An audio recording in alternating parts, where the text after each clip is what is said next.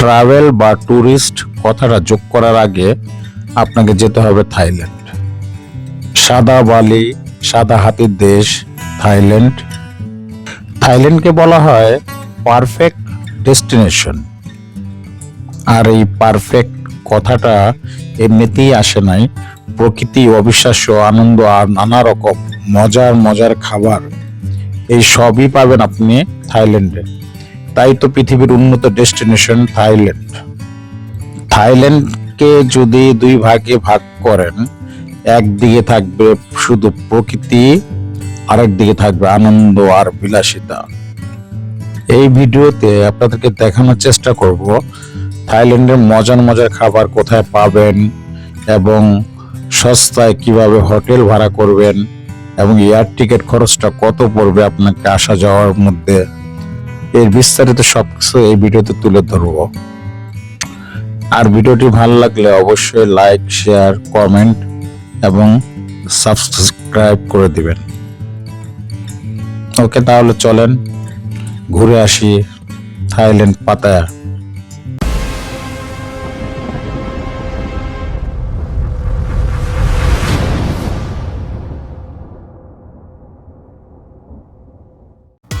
Hello, আসসালামু আলাইকুম। শুরু করতে যাচ্ছি জামাল ইসলাম ট্রাভেল ব্লগ। আমরা আজকে যাচ্ছি ব্যাংকক। ব্যাংকক থেকে আমরা যাব পাতায়া। আজকে আমাদের ফ্লাইট 9:30 তাই আমরা বাসা থেকে রাত 4টা বাজে ঘুম থেকে উঠে সবকিছু গুছিয়ে নিলাম। সব গুছিয়ে প্রিপারেশন নিচ্ছি। একটু পরে আমাদের গাড়ি চলে আসবে, তা আমরা বের হব। আর বের হতে হতে এই তো রেডি হয়ে নিলাম, যেহেতু একটু পরে গাড়ি চলে আসবে। প্যাকেজ সব গুছিয়ে ফেলেছি। ভোর কিন্তু এখন 4টা বাজে। তো ব্লগটা তো আমরা তখনই শুরু করে দিয়েছি। আমরা তাড়াতাড়ি যাওয়ার উদ্দেশ্য হলো এখানে যে আমাদের সবকিছু লাগেজটাকে জমা দিতে হবে। আর সেকেন্ড পার্ট হলো যেটা আমাদের যেহেতু একটু সময় লাগবে, আর আমরা যেহেতু বাফেটে খাবো, বুফে লাউঞ্জে, তো সেক্ষেত্রে আমরা একটু তাড়াতাড়ি বের হচ্ছি। তো আমরা সবকিছু, আমাদের ঘর এত অগোছালো দেখতে পাচ্ছেন, সব ঘর অগোছালো রেখে যাচ্ছি। এখন বলতেছিলাম যে দেখো ঘরের অবস্থা কি, আমার হাজবেন্ড বলতেছে আল্লাহ ভরসা সব রেখে যাচ্ছি। ইনশাল্লাহ 15 দিনের সফরে বের হচ্ছে, যেহেতু সবকিছু এলোমেলো। আল্লাহ পাক সহি সালামতে নিয়ে আসবে, সেই কথাই আমরা বলতেছিলাম। সো তো ভেরি এক্সাইটেড ছিলাম। আমার ছেলে তো এখনো ঘুমাচ্ছে, সে এখনো উঠে নাই। ঘুম থেকে উঠে ওকে রেডি করে দিব। তো বন্ধুরা, বাসা থেকে বের হয়ে গেলাম। এই আমাদের গাড়ি। রাতের বেলার রাস্তাঘাট এত ফাঁকা, এত সুন্দর, খুবই চমৎকার লাগতেছে আমার কাছে। এত ফ্রি রোড। আমরা ভাবছিলাম যে আমাদের হয়তো বা কোনো না কোনো কারণে যদি লেট হয়ে যায়, এই জন্য আমরা একটু আগে থেকে বের হয়ে গেছি। বাট বের হয়ে যেটা বুঝলাম যে আসলে রাত্রেবেলা একেবারে রাস্তায় ফাঁকা থাকে। তাই আমরা এয়ারপোর্টের কাছাকাছি প্রায় চলে আসছি। আমাদের বাসা থেকে বেশি সময় লাগেনি এয়ারপোর্ট আসতে, বেশি হলে 40 থেকে 50 মিনিট সময় লাগছে। তো আমরা এখন উপরে যাচ্ছি। উপরে যাওয়ার আগে আমাদেরকে আবার একটু চেকিং পোস্টে একটু ব্রেক করালো, জাস্ট দেখার জন্য। ওরা বুঝতে পারছে যে আমরা আসলে যে ট্রাভেল করি, আপনাকে চিনতে পারছে, তো আর বেশি লেট করে নেই। যাই হোক বন্ধুরা, আমরা উপরে চলে আসলাম অবশেষে। এয়ারপোর্টে সবসময় ব্যাপারটা হয় কি, অনেক সময় অনেক জ্যাম থাকে রাস্তায়। এজন্য আমরা আগে থেকেই যখন ট্রাভেল করি, আমরা 3 ঘন্টা 4 ঘন্টা আগে এয়ারপোর্টে পৌঁছানোর চেষ্টা করি।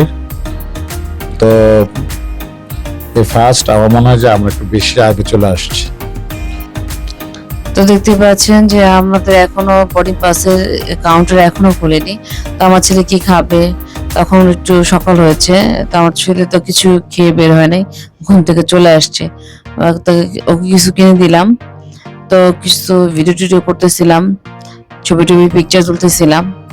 ছেলেটাকে কিছু খাওয়াচ্ছিলাম, একদম না খাওয়া ছিল। তো দেখতেছি যে মানুষ কত রাতের বেলা, এত রাতের বেলা কত মানুষ ভরা ছিল, সবাই ফ্লাইটের জন্য। কিন্তু কাউন্টার একটাও খোলেনি, একটু পরে কাউন্টার সব খুলে দিবে। তো আমি আমার হাজবেন্ডের সাথে কথা বলতেছিলাম যে একটু ঘুরে ঘুরে দেখি, চলো হাঁটি। তো পুরোটা মানুষ একটু কমই ছিল, কারণ হয়তোবা একটু পরে মানুষের ভিড় একটু হয়ে যাবে, একটু পরে যদি কাউন্টার খুলবে তখন সব লাইনে ঢুকে যাবে। দেখা যাচ্ছে কি, যখন আমরা একটু আর্লি চলে গিয়েছি, মানুষজন একটু কমই দেখা যায়। আমরা এখানে ওয়েট করতেছি, এখন যেহেতু একটা কাউন্টারও খোলা নাই। আর আমার হাজবেন্ডের সাথে আমি বলতেছিলাম যে পাতায়াটা মানে থাইল্যান্ড কেন, কি কি এত ভালো জিনিস আছে দেখার মতো। তো আমার হাজবেন্ড বলতেছে যে তুমি এখানে সবকিছু এনজয় করতে পারবা, বিকজ ওখানে সমুদ্রটা, ওখানে ওয়েদারটা, ওখানে ফ্রুটস খাবার একদমই নিট অ্যান্ড ক্লিন একটা দেশ। সো আমার ছেলেকে আমি চকলেট কিনে দিচ্ছি, সে খুব এনজয় করতেছে, না হলে তো কান্নাকাটি করতো না। ঘুম থেকে তুলে নিয়ে গেছি, আল্লাহ রহমত এখন ঠান্ডা আছে। তো আমরা কিছু পিকটিক তুলতেছি, ওর বাবারও চাইতেছে, আমার চাইতেছে না, ওর বাবাকে এখানে রাখতেছে। তো যাই হোক বন্ধুরা, আমাদের ইমিগ্রেশন টাইম হয়ে গেছে, আমরা একটু পরে ইমিগ্রেশন ফেস করে ফেলবো। তো আমরা লাগেজটাকে দিয়ে ফেলছি, ইমিগ্রেশন পর্বটা শেষ হয়ে গেছে আমাদের। এখন আমরা লাউঞ্জে চলে আসলাম। তো আমরা লাঞ্চের সময় কাটাবো, লাঞ্চের কাছে চলে আসলাম। তো কারণ আমাদের ফ্লাইট হলো 9:30 বাজে, এখন বাজে মাত্র 7টা। সেক্ষেত্রে তো এই সময়টা আমাদের লাঞ্চে কাটাতে হবে। তো আমরা তো সেখানে ঢুকে গেলাম লাঞ্চে। জায়গাটা অনেক সুন্দর, টেস্টটা অনেক ভালো লাগছে, আমার ছেলের অনেক পছন্দ হয়েছে, খাবারগুলো একদম ফ্রেশ। তো যেহেতু আমাদের এগুলো সব ফ্রিতে ছিল কার্ডের মাধ্যমে, তো আমরা ভালোই খাওয়া দাওয়া করলাম। দেখতে পাচ্ছেন প্রত্যেকটা ফ্রুটস ফ্রেশ, সুন্দর করে সাজিয়ে রেখেছে ডেকোরেশন গুলো, মানে এগুলো সব আপনি খেতে পারবেন সব ফ্রিতে। আমার ছেলে খুব এনজয় করতেছে, এখন ওর খুব ভালো লাগতেছে, টেস্টটা দেখে ভালো লাগতেছে। সামনে আরো মানুষ আছে, সবাই ফ্যামিলি সবাই ওয়েট করতেছে।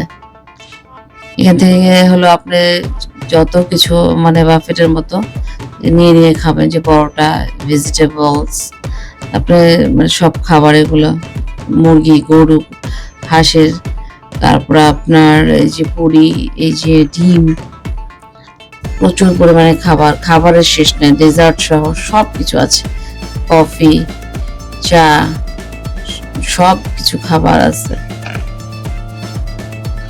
তো বন্ধুরা দেখতেই পাচ্ছেন লাউঞ্জের পরিবেশটা খুবই চমৎকার, তাই একটু ভিডিও করে নিচ্ছি। আর যেহেতু এখন সকাল 7টা বাজে আর মর্নিং টাইম, তো আমাদের ব্রেকফাস্টও খুব চমৎকার হয়েছে। আমার ওয়াইফ অনেক খুশি, কারণ ও এর আগে কখনো লাউঞ্জ ইউজ করেনি। আর আমার যেহেতু ক্রেডিট কার্ড 3% লাঞ্চ করতে পারবে, সেজন্য আমরা লাঞ্চটা কখনো আমি মিস করি না। তো আমার ছেলে ওয়াটারমেলন খাচ্ছে, আর ফেভারিট ফল, আমার ওয়াইফ জুস খাচ্ছে। তো একটা মানে খুবই চমৎকার একটা সময়, আমার কাছে খুবই ভালো লাগতেছে। এমনিতে অন্যান্য সময় একা একা ট্রাভেল করি, তো তখনকার ভালো লাগাটা আর এখনকার ভালো লাগাটার ভিতরে অনেক তফাৎ। আসলে আপনারা যারাই ট্রাভেল করবেন, ফ্যামিলি নিয়ে ট্রাভেল করার ভিতরে একটা মজা বা ইন্টারেস্ট যেটা পাবেন, সেটা আপনি একা ট্রাভেল করলে কখনো পাবেন না। তা আমি বলাকা লাউঞ্জের বাইরে একটু ভিডিও করে নিচ্ছি। আসলে আমার ভিডিও ছবি তোলার খুবই শখ, ইচ্ছাটা অনেক বেশি, তাই একটু ভিডিও করি, ছবি তুলি, খুবই ভালো লাগে। তো বন্ধুরা, আমাদের প্রায় সময় শেষ, এখন আমাদেরকে চলে যেতে হবে বিমানের কাছাকাছি। আমাদের এখন 9টা বেজে গেছে। তো এখন আমরা বাংলাদেশ বিমানের কাউন্টারে চলে যাব। আমার পাশে দেখতে পাচ্ছেন প্রচুর শ্রমিক যাত্রী, সবাই সিরিয়ালে দাঁড়িয়ে গেছে অলরেডি। তা আমরা আমাদের কাউন্টার দিকে যাচ্ছি। তো কাউন্টার শেষ করে এখন আমাদেরকে বাসে করে নিয়ে যাচ্ছে বিমানের দিকে। তো আমার বউকে দেখাচ্ছিলাম যে দেখো কত বড় বড় বিমান, সব সারিবদ্ধভাবে দাঁড়ানো আছে। তো বন্ধুরা, আমাদের জন্য দোয়া করবেন। আমরা আকাশ পথে উড়ে গেলাম, এখন আছি আমরা বিমানে। বিমান থেকে আমাদের ঢাকা শহরের ভিউটা দেখা যাচ্ছে। এখনো যত উপরে উঠতেছি ততই ছোট হয়ে আসতেছে। মেঘগুলো দেখে আমার এত ভালো লাগতেছিল, জানলার পাশে আমি বসেছিলাম, ভিডিও করতেছি। তো প্লেনের এই যে দেখে ভাবতেছি এতগুলো মানুষ নিয়ে কিভাবে ওড়ে। কারণ এর আগেও আমি প্লেনে চড়েছি, বাট এখন ফ্যামিলি হাজবেন্ডের সাথে যাওয়া এটা আমার প্রথম travelling. I am so excited because আকাশের যে ভিউটা আপনারা সামনাসামনি না দেখলে বুঝতে পারবেন না। তো তখন আমরা কিছু ছবি তুলতেছিলাম, কথা বলতেছিলাম। আমার ছেলে খুব হ্যাপি, ও খুবই এনজয় করতেছে। তো আমার হাজবেন্ডকে জিজ্ঞেস করতেছি যে কেমন লাগতেছে বলো তোমার। বলছে আমি তো অনেকবার গিয়েছি, আমার কেমন লাগতে পারে, তোমাদের নিয়ে যাচ্ছি, এখন আমার বেশি ভালো লাগতেছে। আসলেও ওকে দেখলে বোঝা যাইতেছে ও খুব আমার জামাই সবচেয়ে বেশি খুশি হয়েছে। তো আমরা বসেছি, কথাবার্তা বলতেছি, কিছুক্ষণ পরে আমাদের লাঞ্চ দিবে। তবে বরাবরের মতো বাংলাদেশ বিমানের সার্ভিস আগের তুলনায় এখন অনেকটা ভালো। আর আমরা ইনশাল্লাহ 9:30-এ আমরা ফ্লাই করছি। আমরা 2.5 ঘন্টার মধ্যেই পৌঁছে যাব ইনশাল্লাহ পাতায়াতে, ব্যাংকক সুবর্ণভূমি এয়ারপোর্টে। দেখতেই পাচ্ছেন বিমানে খুবই যাত্রী কম, বিমানটা প্রায় ফাঁকা ছিল। তার মধ্যে আমি একটু ওয়াশরুমে গিয়ে আপনাদেরকে দেখানোর চেষ্টা করতেছি যে বাংলাদেশ এয়ারলাইন্সের ওয়াশরুমটা কেমন। দেখেন কত পুরানা হয়ে গেছে, ছোট্ট একটা জায়গা।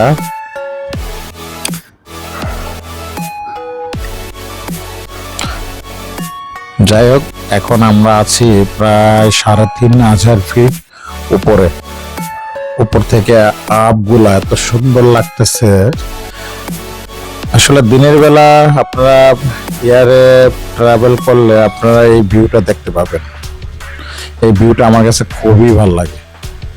আর আরেকটা বিষয় আপনাদেরকে বলে দিই, সেটা হচ্ছে যে আপনারা থাইল্যান্ডে যখনই রিটার্ন টিকিট কাটবেন না কেন, বাংলাদেশ এয়ারলাইন্সের আপনার সর্বনিম্ন 29,000 টাকা থেকে ভাড়াটা শুরু হয়। তো সেক্ষেত্রে আপনাকে কমসে কম 15 থেকে 20 দিন আগে আপনাকে টিকিটটা কনফার্ম করতে হবে। তা না হলে যদি 4-5 দিন আগে বা 1 সপ্তাহ আগে কাটেন, সেক্ষেত্রে আপনার ভাড়াটা 40 থেকে 45-এর মধ্যে চলে যাবে।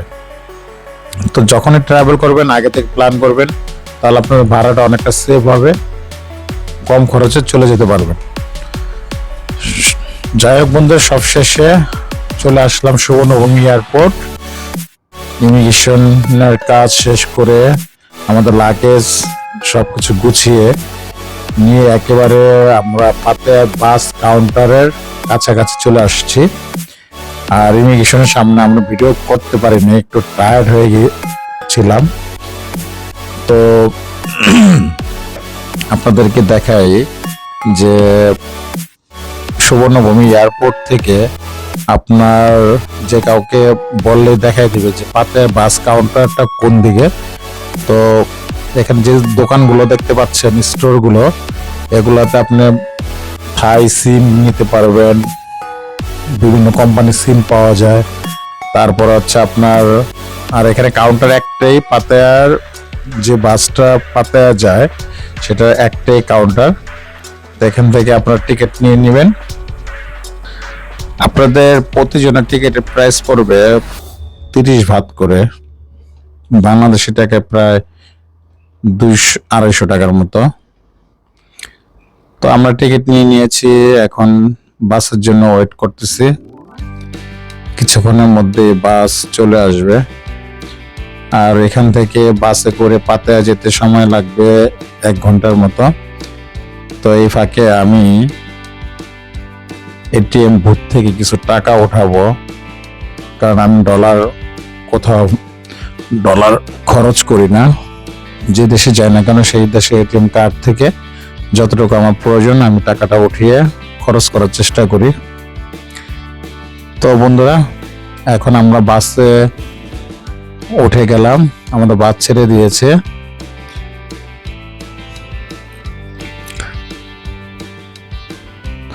তো বাসে করে যেতে যেতে দেখতেই পাচ্ছেন বাসের কোয়ালিটি।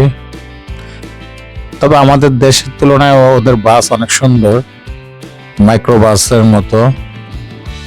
সিটগুলো অনেক সুন্দর, বসে আরাম আছে। তা আমাদের 1 ঘন্টা সময় লাগবে পাতায়া পৌঁছাতে। তা আপনারা আমাদের সাথেই থাকুন।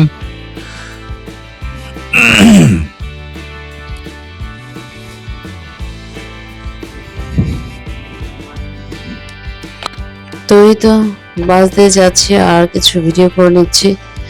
তো বাইরে যে আপনি দেখতে পাচ্ছেন রাস্তাগুলো তো নিট অ্যান্ড ক্লিন, পরিষ্কার পরিচ্ছন্ন। তো এই যে ওভারব্রিজ গুলো দেখতে পাচ্ছেন কত সুন্দর, পুরো একদম এই পাশ থেকে ওই পর্যন্ত পুরো ঘুরানো। এগুলোই দেখতেছিলাম, এত বড় টার্নেল গুলো, এত বড় মানে আপনার গাড়িগুলো যে যাচ্ছে, কোন দিক দিয়ে যাচ্ছে এগুলো এসে দেখতেছি, মানে খুব ভালো লাগতেছে। 2 তলা 3 তলার মতো রাস্তাগুলো বানিয়েছে, অসাধারণ। এই জন্য ওদের দেশে কোনো জ্যাম হয় না, আর ওদের পরিবেশটা আরো বেশি ভালো, মানুষজন কম, একদম কম। আমি যে দেখলাম নেমে যে মানুষজন একদমই কম। তো ওদের সবকিছু সুন্দর লাগে, সবচেয়ে বেশি ভালো লাগে যে ফুল লাগিয়ে রাখে প্রত্যেকটা রোডে, শুধু ওরা ফুল বিভিন্ন রকম কালারের ফুল দিয়ে সাজিয়ে রাখে। তো যাচ্ছিলাম, ফুলের ইয়েগুলো ভিডিও করতে পারলাম না, কারণ একটা বাসে, চলন্ত বাসে কিছুই করা যায় না।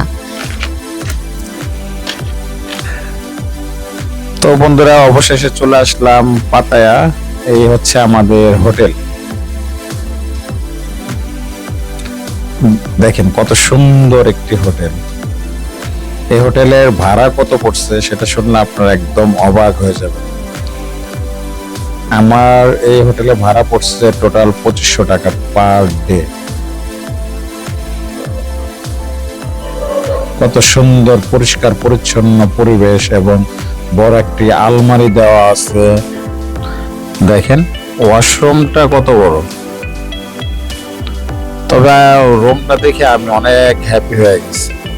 এত সুন্দর রুম, এত সস্তা যে পাওয়া যায়। তো আমি এটা agoda.com থেকে বুকিং করেছিলাম। আপনারা ইচ্ছা করলে ওখান থেকে agoda.com থেকে বুকিং করে নিতে পারেন। আমাদের হোটেলের নাম হচ্ছে দ্য ফ্রন্ট বিচ হোটেল। তো আমাদের হোটেলের সামনেই হচ্ছে বিচ থেকে পাতায়ার পুরো ভিউটা দেখা যাচ্ছে। তো আজকে বন্ধুরা এই পর্যন্তই।